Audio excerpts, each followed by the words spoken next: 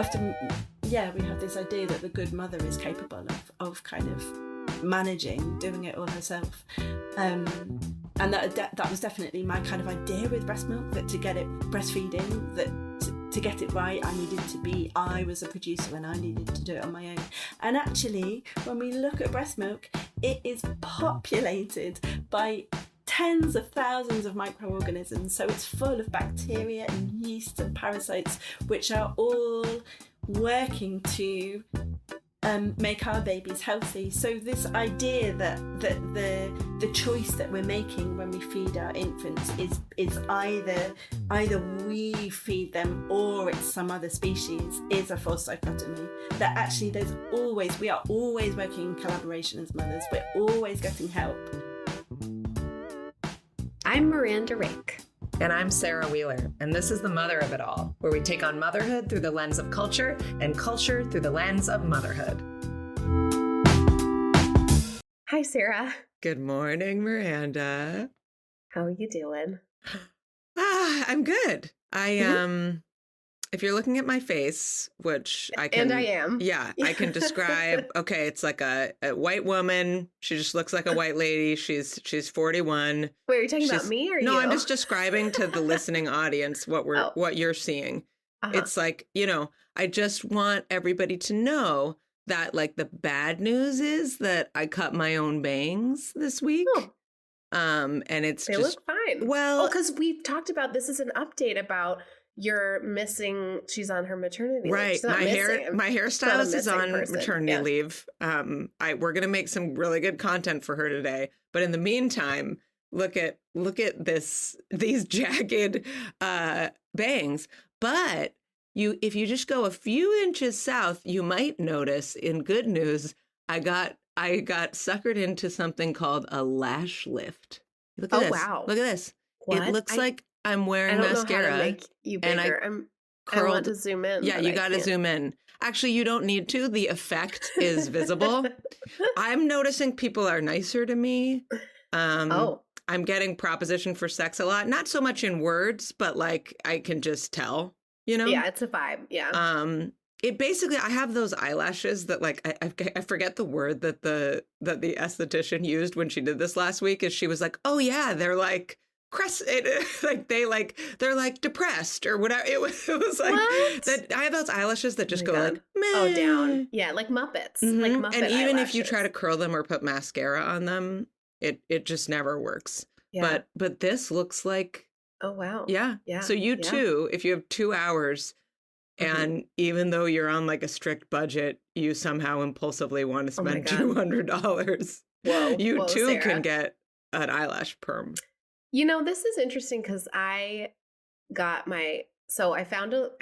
recently found a lady who I like who does my brows. Oh, you are vain, Miranda Rake. I am a little bit vain. Okay, the yoga pants are just kind of a distraction. It's a ruse. They're a red herring from your true vanity.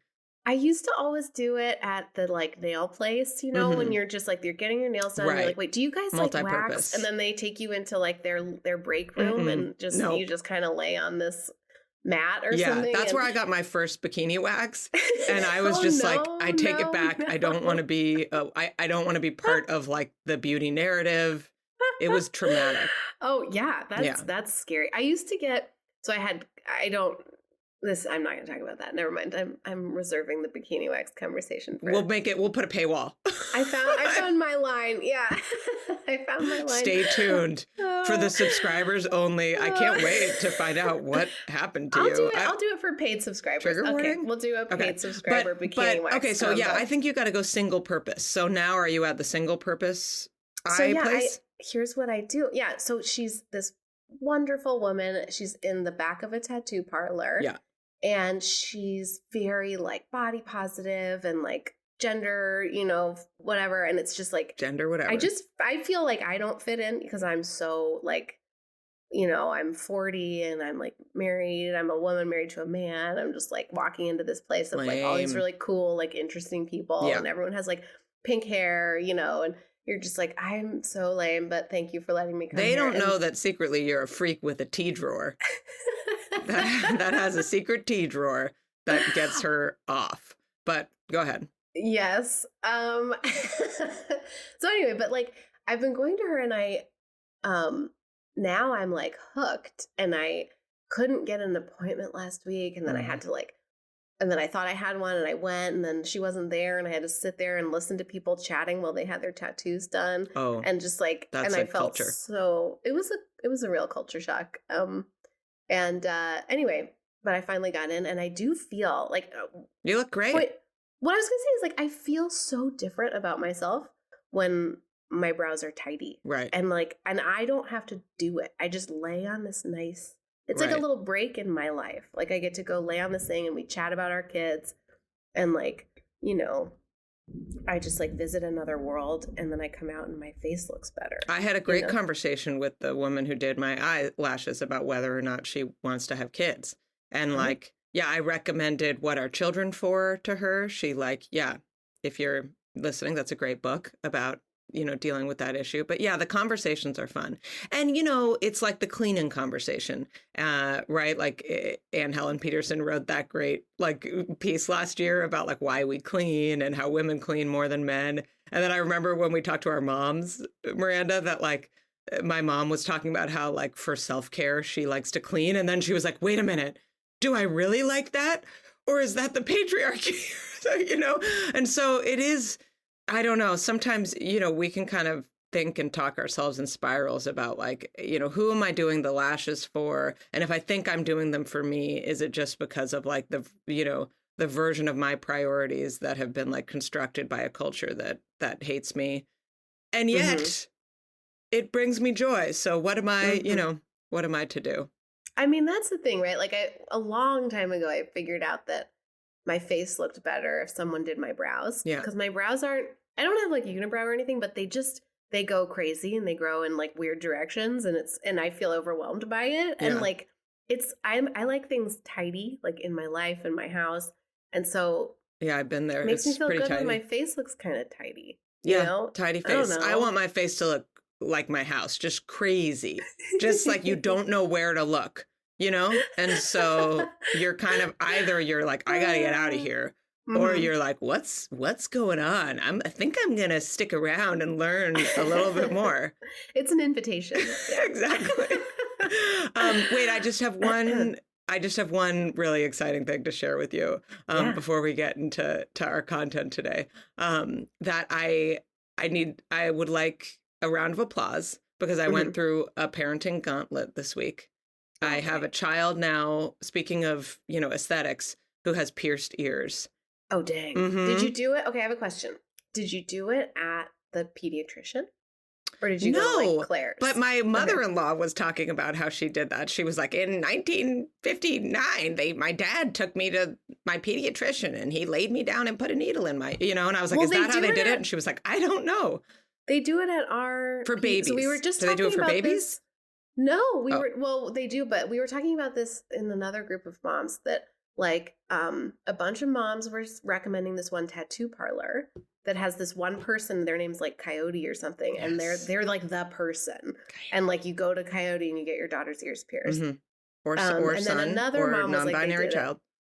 Yeah, they were specifically talking about their daughters, I guess, but and like when and like all this stuff. But then another parent was like, oh, our pediatrician did it, and it was like so clean and painless, and we were all remembering getting ours pierced at Claire's when it was basically like a hole puncher, and it's just like I got a hole punch and like a hole punch for my nose even. I mean, that was 25 years ago. Yeah, I don't think Kaiser offers ear piercing. I don't think it's in their research-based formula about like preventing negative health outcomes. So that's not for us. But we did have a switcheroo because there is like obviously there's a place in Berkeley where there's a Coyote like person. It's a tattoo and piercing place, but they like have a kids program and all the kids go there. And like all of my cool mom friends were like, you got to go to Zebra. And I was so psyched. And we were like, we're going to go where Maya and Stella got her ears pierced. And like everyone was jazzed. And then I went to pick her up on her birthday this Wednesday. And I was like, let me just check. I was like, okay, ADHD mom, just like take a second. And I was like, oh, this place is 100% closed on Wednesdays. So I found another place that was like a piercing and tattoo studio by like campus. And I called them and had Did they specialize in kids? Well, no, definitely not. Like, but they had a good rating, and I called them and was like, would you pierce my 7-year-old ears? And they were like, will she sit still? And I was like, I think so. And they're like, yeah, whatever. So, so I presented my child with this choice, and she decided to go for it. And like every minute that I spent in this place, I got more skeptical that this was going to actually happen. You know, it was like, they were just like blasting techno. There was someone getting like a 8-hour tattoo that was actually quite beautiful. And then my daughter was interested in it. And Diana, the young, cool piercologist,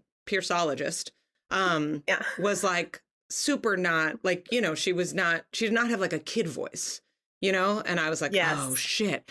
But I like that. I respect that. Yes, it's the effect that isn't available to everyone, but for some kids in some moments they hook onto, which is I think that Ramona was like, oh, like this is like a cool, sophisticated thing. And I'm not being talked down to. And I did lots of like consent talk with her about like, it's your body and you don't have to do anything you don't want to do. Probably too much. She was like, yeah, I get it. I'm just like anxious. Right. And she asked Diana to like show her like what she does on a little rubber ear. It was horrifying. I almost passed out. But Ramona was like, okay. And then she asked her to pinch her as hard as it feels for as long as it takes. Oh, I'd be out. I'd be like, and I'm done. And I know. It was amazing. She like really took ownership of it. And this woman spent like a fucking hour with us. I tipped her well with everything I have left over after lifting my lashes. Yeah. And she was like such a fucking trooper. I was like basically sobbing. She did it, both ears.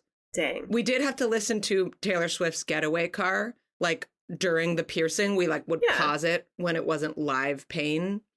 Yeah. So now that song is more important to me than it already was. And it was like, I was like, oh, we did it. And she was like, yeah, this is cool. I'm proud of myself. Yeah, Mom, duh. That's amazing. Yeah. Wow. I really think it's cool when kids have interactions with people like that who just treat them like basically the way they would treat anyone else. Yeah. Because that's like, maybe they don't spend a lot of time with kids, or they don't care, or they actually maybe possibly respect kids as fellow humans. Yeah. Yeah. And it's like, wow. Wow. Like, yeah. She was giving her a lot of information. She was like, I won't start until you say you're ready. There wasn't any, this was the barbershop effect for my son, where like, well, I've told you this, but like when we took, Helen doesn't know, when we took my like, 2-year-old to the kid haircutting place with like the screens and like the Elmo and shit, he was like, get me the fuck out of this place. These people definitely don't think that I can handle getting my hair cut, and I cannot. And then we like tried the like whiskey guy, barbershop guy, the like guys who give you whiskey when you're done. And they were like, can you sit still? It's the same, and I was like, sure. Probably. And he was like, okay, I get it. This is like a church. And we just like, but also there's the piece about like teaching your kids how to like ask for what they need and say if they don't like something, which I actually think is like almost a religious experience as a parent, like kind of re-parenting your kids to be able to do that. Like it took me till like last year to be like, actually, I think that I need the, I want another inch off or whatever. Yeah. Well, they, I witnessed this in Griffin's kindergarten class. Like the teacher she'd been teaching for 42 years. And at first I was like, wow, she's not very like cute, like she wasn't, I thought kindergarten teachers were supposed to be like cute, like a Muppet. The Muppets keep coming up. Yeah. Where are her yarn woven pins? Yeah. Come and like on. Her kind of like, why isn't she singing with like a ukulele or something, and she was just this older woman who kind of had this wonderful sense of humor and like, but it was very like sarcastic and kind of quiet little sense of humor. So you had to really be paying attention to catch it. And like, but the kids adored her. And she was kind of hard on them, but like they lived up to that. Like her expectations were high, and then they met them. Yeah. And that, I realized, it took me like half the school year to realize that she was showing them respect, like, you know, and they were responding to that. Yeah. And it was like, oh, wow, I didn't think about that. Like, maybe you don't have to talk down to them. Maybe you could like, let them know that, you know, that they're capable of things they haven't done before. Right. Which is hard for me as a parent, because I'm like, I don't think you're capable. You're just a baby. And this makes me nervous. Yeah. Yes. If you're enjoying this episode of The Mother of It All, consider becoming a paid subscriber by going to motherofitall.substack.com, and you'll get monthly bonus episodes and more. If you can't spare $5 a month, it's free and makes a huge difference for us when you share, rate, and review us wherever you listen to podcasts. Visit our bookshop storefront by going to bookshop.org and searching for Mother of It All. You'll find all of the books we mention here, as well as our favorite motherhood books and general recommended reading. Now, back to our episode. Let's bring on our amazing guest. Yeah. Speaking of things we're capable of. We're capable of bringing on our transitions. So today we have Helen Jukes with us. She is a UK-based author, and I'm really excited about her new book, which we have to say is available in the UK. We're figuring out how you can get it in the US. We're going to charter like a boat. There's a way. We're going to figure it out. But her new book is called Mother Animal, and it positions human mothers within the animal kingdom, kind of as just one of countless species on Earth who are consumed by the work of conceiving, growing, birthing, and raising babies. Helen tells the story of her own pregnancy and early motherhood through the lens of kind of an obsession with how animal mothers do all the things that she's doing. And in this story, she uncovers often strange and surprising stories of animal motherhood. And all of these stories helped her understand her own matrescence in a new light. And I love this book. It's lovely. So welcome, Helen. Thank you so much. What a lovely introduction as well. It's so nice hearing you describe the book. Thank you. I hope I did it justice. Does that sound right to you? Yeah. Okay, good. So Helen, who is caring for your kid right now? My daughter is with her dad, who lives about 10 minutes away from us. Okay, so you're a free bird. I'm a free one for the next kind of 48 hours. Yeah. Okay. Well, we won't take your whole 48 hours. Just take like one. So there's so much in this book. And you write in such a poetic way. Like you say a lot in a small amount of space. But one of the themes that comes up a lot is the idea of nature and what's natural. And that kind of being such a huge theme in motherhood. You just gave me like the willies just hearing. Sorry, Sarah. You say natural. So Helen, you write about the products that are being marketed to you as a newly pregnant person. And they're all, they have language on them that's like natural, pure, organic. Yeah. And you write that, quote, it seemed these products, the people on these products, it seemed, were the fortunate bodies. The one that had succeeded in keeping out the bad nature and locked the good nature in. Was examining motherhood in the animal kingdom a way for you to push back against this simplistic story of the natural that you were being sold? Yeah, I think absolutely. I think pregnancy for me was a time of real kind of cognitive dissonance as I became kind of felt inundated with images and narratives about motherhood and really struck by the power of natural metaphors in the way we talk about pregnancy and motherhood, and as you say, the products that were sold, and I mean, I think I felt increasingly aware of how limited and restricted this kind of concept of naturalness is in our culture around motherhood. That along with these ideas of kind of purity and naturalness comes kind of a figure of what a good natural mother looks like, and in my head, definitely she's quite passive, she's neutral, she's calm, and I guess that very quickly didn't match up with the experience that I had of pregnancy, which was much more wild and uncertain and strange than anything that I anticipated. And so I think I kind of had a need, as I think I often do when I'm kind of in a time of change or uncertainty, to look around for narratives that help me make sense of the experience. And because I wasn't finding them in like the leaflets that the midwife was giving me or the baby rearing manuals that I was getting from the library, I think I made a jump into the animal world, and I write about the natural world anyway.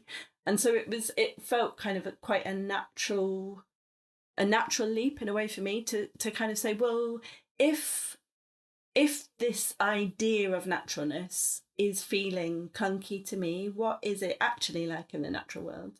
And so I began reading research and a lot of kind of scientific journals about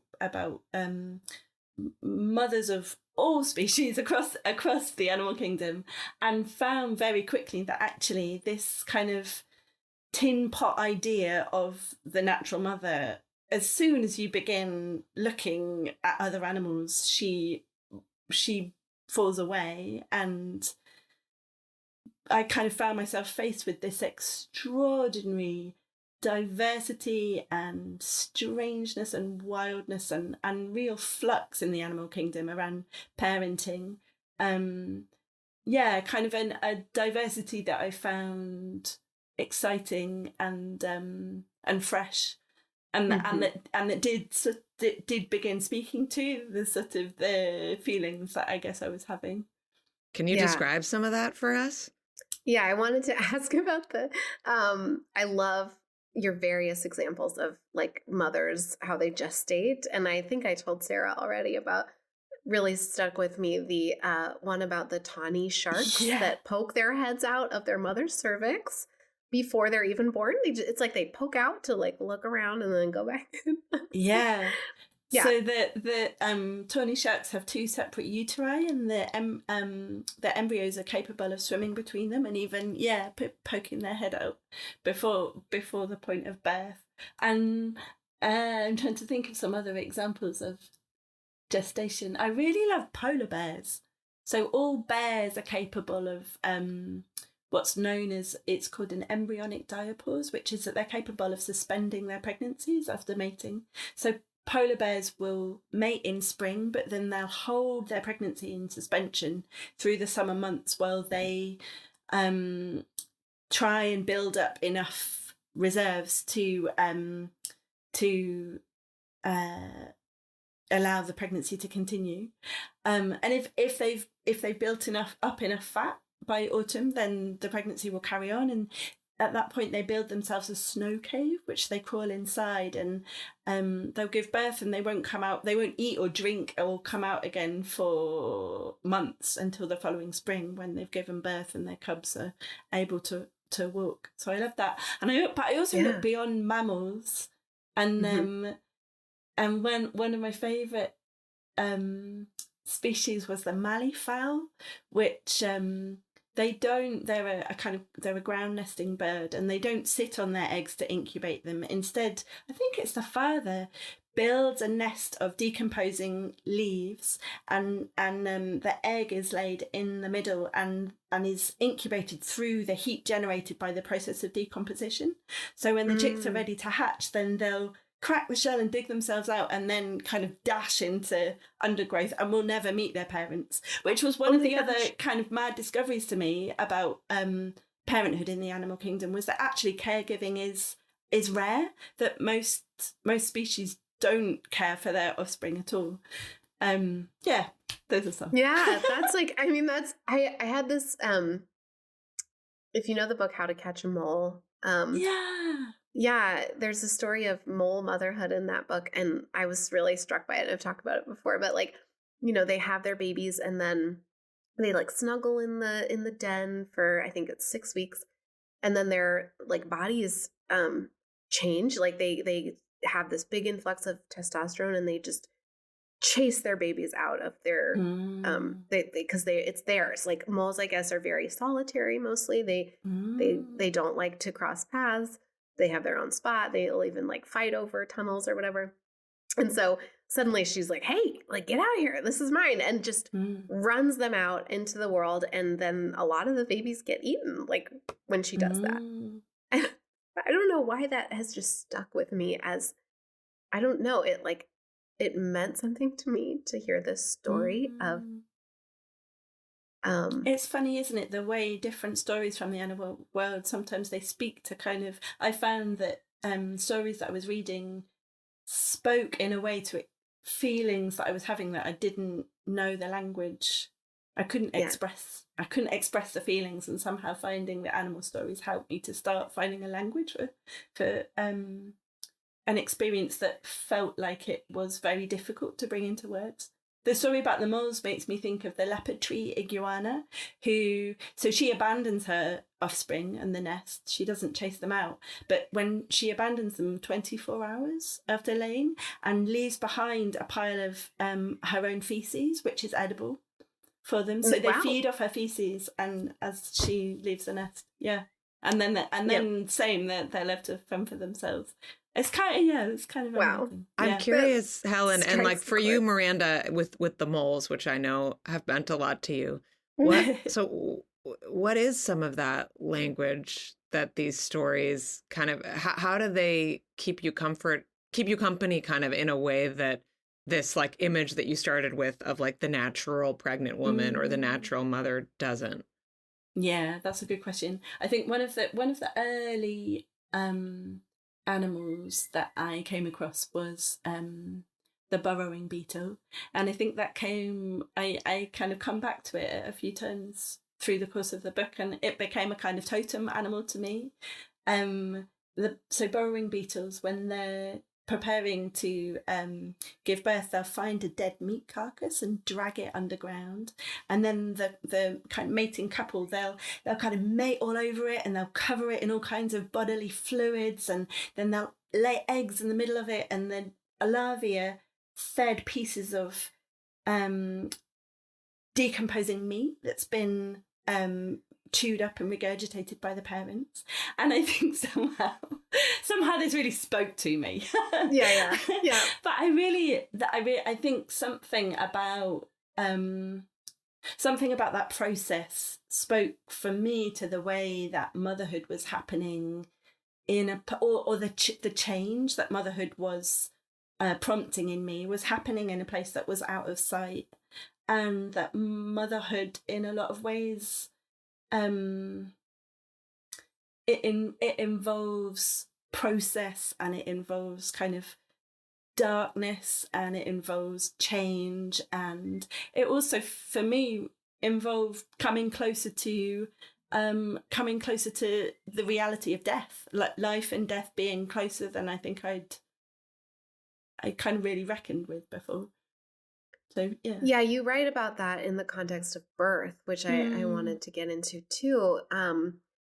You write that difficult labors are not a uniquely human problem. And by reading your book, I learned that horses sweat and hyenas give birth through their clitoris. Oh my God. Sounds nice. Your own birthing experience was then highly medicalized, right? And mine too, and that we both had a cesarean birth. Yeah.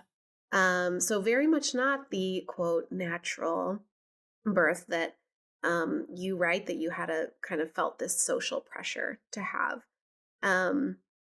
But it seems like another place where, you know, reading about animal birth stories brought you some comfort and contextualized your own story. Does that feel true? Yeah, I'm trying to think of what were the animal birth stories that I wrote about. Well, it's interesting too, just to think about the idea of, right, a natural birth and how we do kind of like call upon this vague, you know, whatever wild animal world to kind of like back that up, right? That like, you know, we talked about the free birther movement on a previous episode with Amanda Hess, this idea that like it is natural to give birth alone, unassisted in the woods, basically. Yeah. Right. And I'm just talking to you today, you know, I'm just really thinking about that word, the natural, you know, and what's kind of wrong about that. So maybe that's that would help you. And the idea Helen. that, I mean, the idea that it's natural to give birth on your own in the woods makes me think of so there was a long time when understanding of animal births was very limited. We've only just started learning about it in the last few decades, partly because mothers were females in the animal kingdom were overlooked and under researched because it was considered there too. Absolutely. Yeah. Not kind of proper research and I guess female animals were considered to be more like automatons that kind of they would just keep pumping out babies and there was nothing kind of worthwhile or meaningful about wow them. Actually, for some reason it is really hitting me that like the research gap also exists in fucking animals, that like misogyny is so widespread that like even in, you know, I don't know, I would imagine studying animal processes feels like pretty egalitarian and like and sexless, and yet they still found a way to not represent females. You write that like for a long time people thought that they didn't feel pain, right? I think you mentioned that it was an assumption that this was like you know, they don't feel pain. And you think about how that assumption is tied up in also this expectation with like free birthing. You know, there's this kind of idea that like if you do it right or you do it naturally enough, or if you eat the right foods as you get ready, like it's not going to hurt. It's going to be like ecstasy, you know? And I think that in contrast, you know, what you're saying too about the birth is life and death. Like birth is risky and brutal and strange. And I think that to just put this free birther style natural stamp on it really flattens it in a lot of ways, it seems to me. One of the discoveries that's happened in the last few decades that I really love coming back to is bonobos, who are some of our closest relatives, species relatives, are they're not they have no physical need to have birth assistance, that physically they're able to give birth themselves, but actually they appear to give birth in company. So they've been observed kind of forming almost midwifery circles where other females will come and assist the birthing mother and will swat away flies or protect the birthing mother from oncoming males, and even kind of reach out to catch the infant. Yes, you write about their mother friendships, right? They come up when you talk about the friendship between mothers and that they seem to like there's some kind of social protection, like certain females will ally themselves with other females to like protect their child, basically, right? To kind of be, and I was thinking, I mean, that was like, it's very obvious parallels to like what goes on the playground. Right. For most of us every day. Right, you know? Right. Yeah, that was amongst baboons where they've discovered that there are individual differences in parenting styles among baboons who have kind of quite a strong social hierarchy, where lower ranking baboons will sometimes have a more kind of anxious parenting style, but that when they form social bonds with other females, it works almost as a kind of protective factor against stress. And that positively impacts their infants as well. So through these female friendships, they find physical comfort and they find kind of access to food sources that they might not have had before, or protection again from other group members. Yeah. Again, it's kind of finding these systems of collaboration rather than this idea of the animal mother being this kind of solo mama. No, the bonobos is making me cry. I didn't get a lot of sleep last night, and Miranda knows that I just got like a cat, and I've never been an animal person, and I'm just like fucking obsessed with this cat, and I feel like I'm like seeing the world differently. Like every animal I see, I'm like, you are beautiful and somebody loves you, and like your behaviors are worthy of being watched all day. And I don't know, the bonobos midwives are just making me tear up. I know, right? Well, Helen, another place that your perspective really was so interesting to me. I just feel like you see things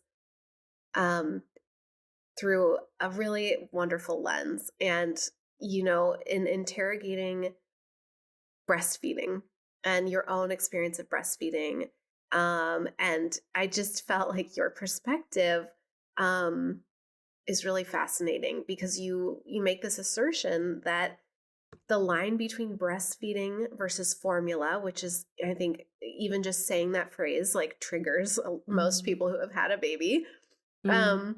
And you say this is a false dichotomy.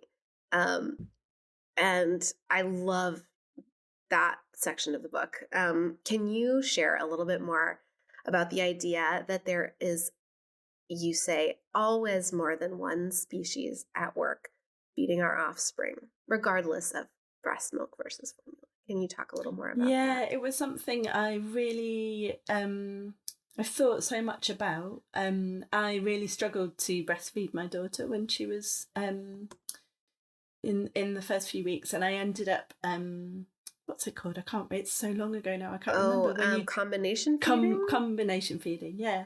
So I did a bit of breastfeeding and a bit of formula, and it worked for us. And she had a low birth weight and she gained weight really quickly, and it was really positive. There was a certain point where she totally stopped feeding from the bottle, and at that point my breasts quit. No. What's the word? Stepped up. They stepped up. Thank you. They stepped up. I was trying to think of the phrase. Thank goodness they stepped up. But yeah, I felt so, through that time of struggling, I felt so. I mean, I know this comes up so much in conversation, but I felt really like I just felt so many expectations and so much pressure around breastfeeding, and you were pumping, right? Like, were you doing like that power pumping a little bit? I hated pumping. I mean, I don't think anyone. Nobody's happy pumping. Having just come out of hospital, it did not feel good to be pumping. They keep making like new, cooler pumps. Like since I used one, you know, I'm always just like, oh my God, you can just like slip it in your bra and it's, you know, quiet or whatever. And it's just like, there's no way to get around the fact that a machine is sucking milk from your titties. You know, it's just not great. It feels bad. It feels bad. Yeah. At that point, it felt very, very, it did not feel good, but ultimate respect to people who can do it.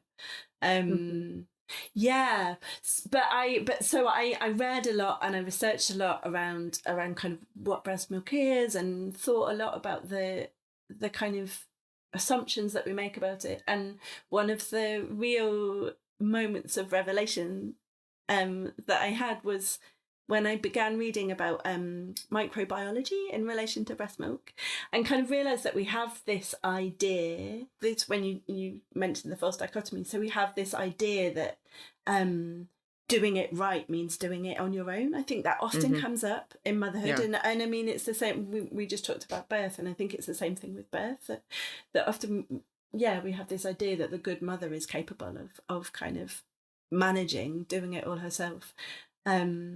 And that was definitely my kind of idea with breast milk, that to get it breastfeeding, that to get it right, I was a producer and I needed to do it on my own. And actually, when we look at breast milk, it is populated by tens of thousands of microorganisms. So it's full of bacteria and yeast and parasites, which are all working to make our babies healthy. So this idea that the choice that we're making when we feed our infants is either we feed them or it's some other species, is a false dichotomy. That actually we are always working in collaboration as mothers. We're always getting help.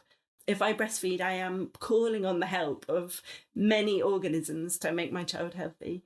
And I kind of, that shifts my whole idea of who I am as a mother. And I like moving with that idea that I always am calling on help, and I'm always calling on a wider world of animal kin.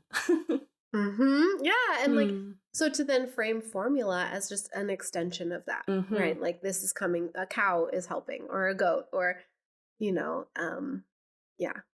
love that. A scientist. A friendly scientist. Yes. And a scientist too, right? And a scientist too. Yeah. What Helen, can you go back to the piece about the natural products that mothers are sold? I'm really fascinated by that, and how we kind of like, there's probably a smart term for this, when something goes like all, like jumping the shark, in a sense of like, when something goes all the way back around, it's like we want to be like quote unquote natural, but everything's synthetic and market driven, and then we like create these things that are wearing like the drag of the natural world, but maybe not even accurately. Like, were there any big examples of that felt like particularly glaring, or how did you think about that? Yeah, it's interesting, isn't it? I feel like it was interesting how quickly the algorithms realized I was pregnant. I don't know if you had this, but almost before I told my friends, my laptop knew and would start feeding me, and knew that I was going to be interested in plastic free, cruelty free. That was one of the like buzzwords. And it's interesting because I feel like this kind of preoccupation with naturalness also points to a kind of cultural desire to retain a realm of purity in our lives, that we almost can't bear the idea that motherhood might be anything other than pure and natural, and that I feel like in some ways the fetal environment or early infancy is kind of the last bastion of naturalness. So much of our lives we know that they're polluted and they're contaminated, and we want to believe that we can create this period of innocence still. But it's and I mean, maybe some people who have access to, who are able to buy these very, very expensive products, maybe they can, but it's very difficult, and the realm of the privileged as well. I mean, in the UK, I read a study this week that said that mothers of colour from disadvantaged communities are far more likely to be exposed to air pollution, for example. Sure.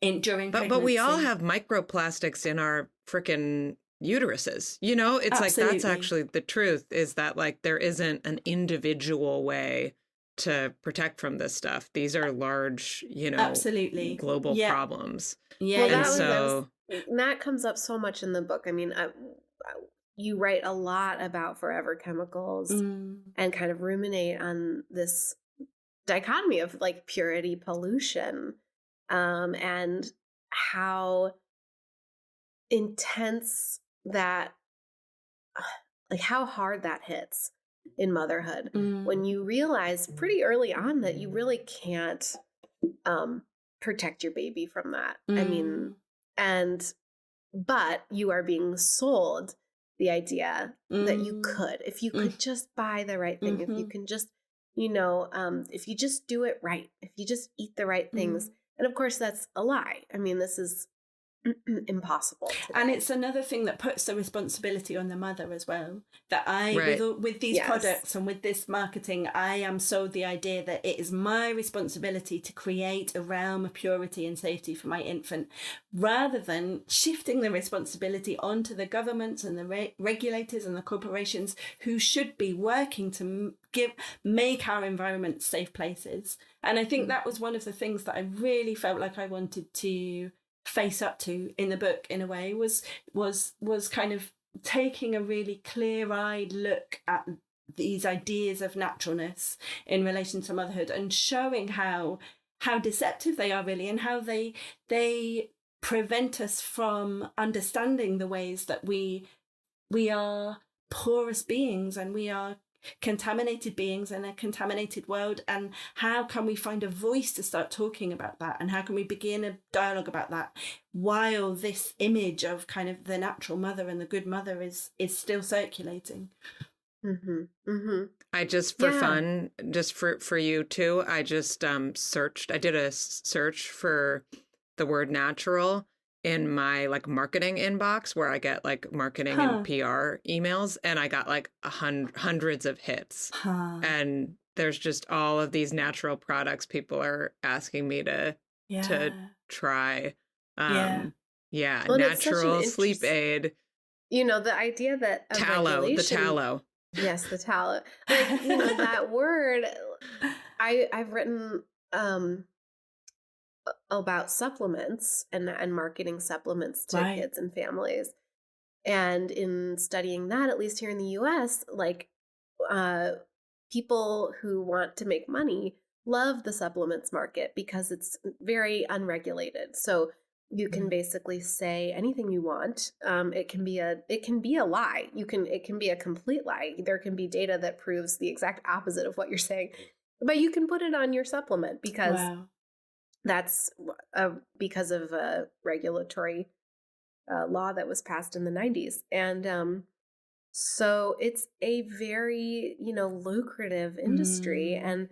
And I receive those pitches too. And I see people saying, I mean, you can't say this cures cancer, but you can say, you know, this supports well-being in people with cancer or something. You know, you have to say it in a little bit of a careful way, but you can find a way. And there's a lot of money to be made.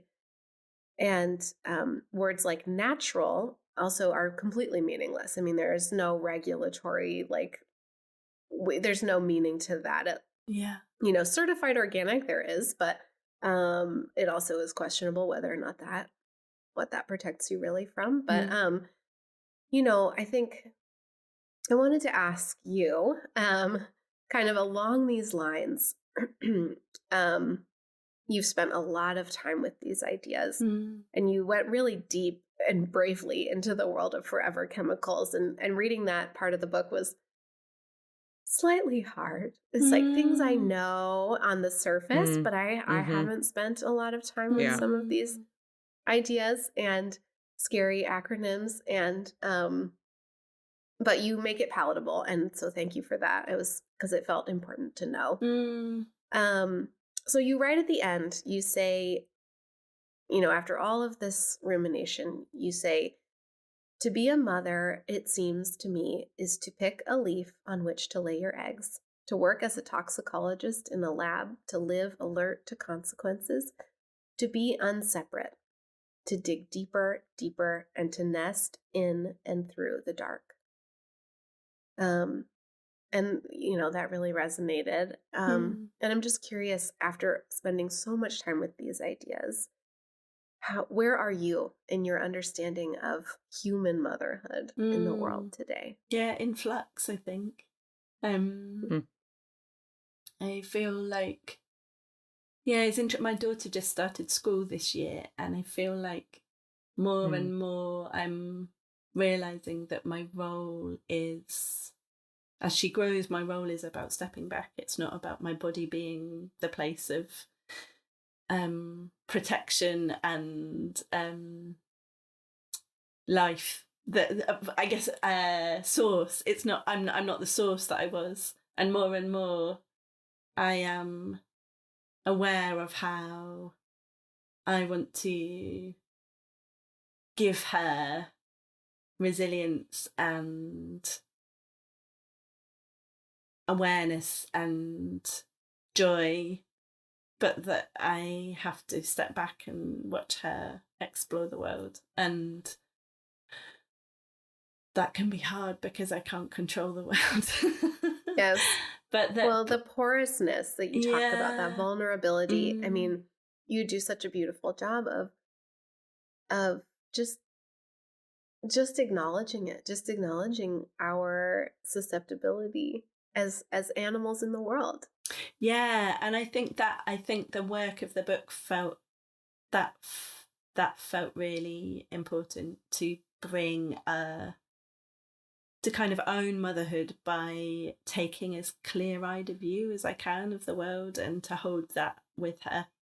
And also I just feel more and more the need to recognize and live in collaboration, that this is motherhood is vast, and it is never in isolation, even though it can feel isolating, and to kind of live in the paradox and challenge of that, I think is where I want to be. If that makes sense. Yeah, amen to that. It makes perfect sense. Yes. I just finished Catherine Newman's book, Sandwich, and it's much about that book. Reckoning with your children being grown. And I thought you said you couldn't read it, like it was too tender. Did you get over it? What I did is I read it quickly. So I was like, I want to read this, but I need it to be over because I can't sit in this space of kind of longing for she talks about missing her kids most of the year, and it's set in a week that she spends with her grown children, but she is kind of reflecting on the fact that she misses them most of the time. And man, it's it's a lot, but it's something that I think there's all of these tiny moments of loss and letting go in motherhood. And like what you say, I mean, it's a perfect way to put it, that you adjust as your kids. For me, it was also when my son started preschool, and then in a bigger way when he went to kindergarten, like, oh, I'm not the source for you anymore. I'm a source. I'm maybe I'm home, right? For now, but you have a whole world that you're living and I'm not in it. But and that's what a important. privilege as well to be alongside. Yes. I feel that more and more. What a privilege to kind of be with that exploration and discovery. Yes. No, it's a very full feeling. It's not good or bad, but very full. Well, Helen, I hope that everyone reads your book. It's even more beautiful than we've, made it sound. It's just lovely. It's been so nice to speak with you. Thank you. Thank you.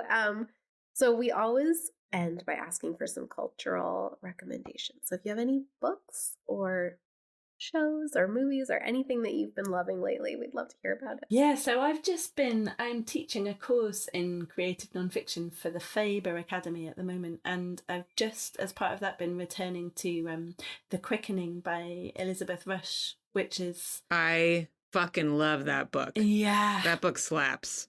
Have you had her on the show? No, I dream about it. I just thought that book was amazing. And I don't love reading about like nitty gritty about science or nature. It's just like, it doesn't work for my brain. I'm interested, but I'm like, what just happened? I just washed over me. Yeah. And that was like the way that she wrote about all of that was very accessible and interesting to me. But I want to hear what it meant to you. What your... Yeah, so she's so wise. She writes about her journey to Thwaites Glacier, and it's a research trip that she's joined, and she joins it just as she is deciding whether or not to become a mother. So in the journey is also her having a kind of reckoning around climate change and around motherhood, and I found it really beautiful. And the other book that I'm reading at the moment is this is not such a new one, but it's Revolutionary Mothering, and it's edited by Alexis Pauline Gum, which foregrounds it's a series of essays foregrounding the voices of Black women, and it's so brilliant and refreshing. So I'm really loving dipping into that as well. Well, thank you. Those are sounds great. Lovely. I love essays because they're like, you feel like you accomplished something. Bite size, yeah. Yes. Yeah. Yes, that's what we need. Well, thank you so much, Helen, and come back anytime. Anytime you find a cool animal story, come share it. Come and tell you about hyenas next time. Yeah, I am curious about that. I'm a little bit stressed. I'm stressed for them. I don't know. Yeah, I mean, I have so many questions. And probably only nature has the answers. All right. Well, thank you, Helen. Thank you. Thanks for listening to The Mother of It All. And like my mom always said, is it natural? The Mother of It All is produced by Opus Knox Media with music from It's Electric. If you liked this episode, why not send it to a friend right now? Go on. We'll wait. You can follow us on Substack at themotherofitall.substack.com, where subscribing will get you episodes and bonus posts in your inbox and connect you with the Mother of It All listener community. Plus, become a paid subscriber and get a hot off the presses Mother of It All canvas tote. We're also on Instagram at The Mother of It All, and you can email us anytime with ideas or feedback at motherculturepod@gmail.com.